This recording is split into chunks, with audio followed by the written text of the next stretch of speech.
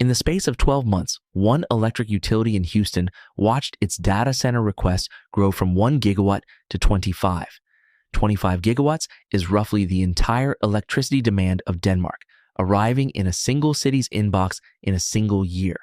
But most of that demand does not exist. It is the same handful of projects asking 5 different utilities at once, because asking is almost free, and whoever says yes fastest wins.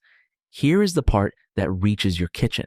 The power grid gets planned, built, and priced on those requests, so you are already paying in your monthly bill for wires to buildings that will never be built. And this month, one American state reached for the only lever it had. It stopped approving new data centers altogether. On July 14th, the governor of New York signed the first order of its kind in the United States. For up to 1 year, the state will not issue environmental permits for new giant data centers.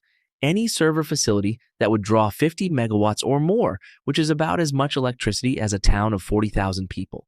This is not a tax and not a permanent ban. It is a pause, bought so the state can write the rulebook it does not yet have.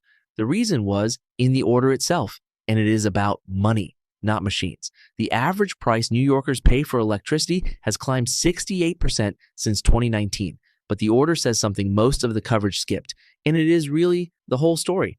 Data center demand, it says, is unpredictable, and the electricity those centers ask for does not always show up. And when it doesn't, the utility has already built the wires, and the people who pay that utility are left holding the bill for them. It is worth sitting with that for a second. The state's official reason for stopping is not that the data centers are coming. It is that they might not be, and we are building for them anyway. New York is not alone in worrying. 14 state legislatures have introduced bills to restrict data centers. More than 300 data center bills were filed across 30-plus states in the first 6 weeks of this year. The industry's trade group called the freeze a mistake, warning the investment and the jobs will simply go somewhere else. The easy version of this story is that artificial intelligence is eating the power grid, and a state finally pushed back. That version is popular, and it is mostly wrong. The demand is real. The 4 biggest cloud companies have committed something like $650 billion to this build-out, and they have the money to do it. That spending is not imaginary. The question is a different one, and much stranger. How much is real? Because nobody actually knows. Not the utilities, not the regulators, not the state that just hit pause. And the difference between how much was asked for and how much actually gets built is the part that lands on your electricity bill. To see what's actually happening, look at what it costs to ask. Filing a request to connect to the grid is cheap. Historically, a form and a modest fee. What it buys, if it works, is enormous. Land with power attached is worth far more than land. So if you are a developer, the rational move is not to ask one utility.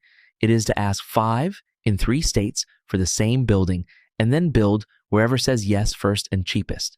The other 4 requests sit in line at those 4 utilities, counted on the books as real electricity that someone is going to need, sometimes for years. Often nobody ever bothers to take them out of the line. Nobody here is cheating.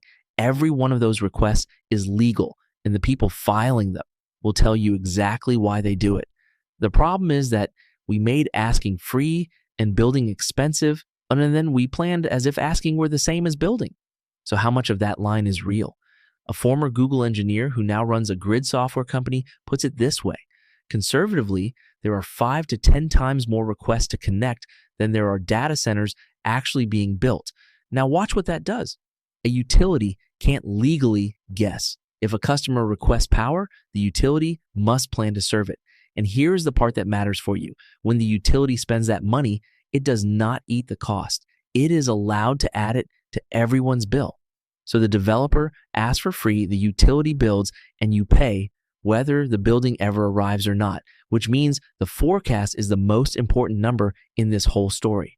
And that forecast is simply the sum of the requests, including the same project counted 4 times by 4 different utilities. It decides which substations go up, which power lines get run, how much electricity gets bought years in advance. In the market that supplies 13 eastern states, the cost of guaranteeing future power went up roughly 8 times in 3 years, driven substantially by these forecasts. In Virginia, the biggest data center market on Earth, electricity got about a fifth more expensive in a single year. And there is one more loop, the quietest one. Your utility is usually a regulated monopoly, and the rules guarantee it a profit on everything it builds, not on the electricity it sells you, on the concrete and the copper. The more it builds, the more it earns, which means the one organization with the expertise to say this forecast looks inflated is also the one organization that profits if nobody asks. That is not a conspiracy. It is just what happens when you pay a company for building things. It is the business model we designed. So if an off switch is a blunt instrument, what else is there? 3 places have tried 3 very different things, and one of them has already run the whole experiment to the end.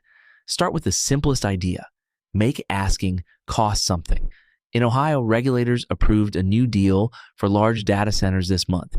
If you sign up for a certain amount of power, you pay for at least 85% of it, whether you use it or not, for 12 years. You show proof you can afford the project. You pay a fee if you walk away. Virginia goes further with longer contracts and a deposit big enough that a large project has to put tens of millions of dollars on the table before anyone picks up a shovel. Georgia makes the big customers pay for more than the wire to their own door. They also pay for the power plants and the long-distance lines that have to be built behind it. 24 states now have some version of this. And here is the result that tells you everything. When Ohio started asking for money up front, the number of requests to connect fell by half. Half of the demand was never demand. It was people reserving a place they had not decided to take because reserving it cost them nothing. The trade-off is real. That deal can add $10 million in the first year for a large project which the giants can absorb and a small operator simply cannot. And a 12-year contract is its own bet that a decade from now, this industry still wants power in the same shape. Ireland tried the second answer, and its story is the one everybody arguing about New York should know, because Ireland got here first. Data centers grew there until they consumed 22% of the country's entire electricity, more than every home in Ireland combined, with almost all of them around Dublin. So in 2022, Dublin stopped connecting them. And in December, after 4 years, Ireland ended that pause, not because the problem was solved, but because a pause is not a policy. The regulator replaced it with a condition. You can connect, but only if you build enough of your own power or enough batteries to cover everything you use. And when the grid is short, you have to send some of it back. The data center stops being something the grid has to carry and starts being something the grid can lean on. But that condition is expensive and it slows projects down. In the short term, it often means a data center burning gas on its own site to meet the rule. And for the 4 years the pause lasted, the buildings did not stop being built. They were simply built in other countries. The third answer questions the premise. We build grids for the rare peak, the worst hour of the worst day. But a data center is one of the few enormous electricity users that can actually move. Training a new AI model is not urgent. It can wait an hour or run in a different country and nobody notices. So the deal becomes connect fast on one condition. When the grid is under strain, you power down. The trade-off is that only some of the work can move. When you ask an AI a question, that answer can't wait an hour, and it needs metering and trust to be more than a promise on paper. Come back to that utility in Houston, watching 1 gigawatt become 25 in a year. Nothing about that number was a lie.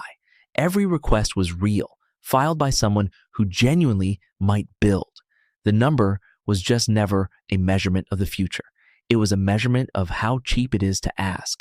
That is the whole flaw, and it is so much bigger than data centers.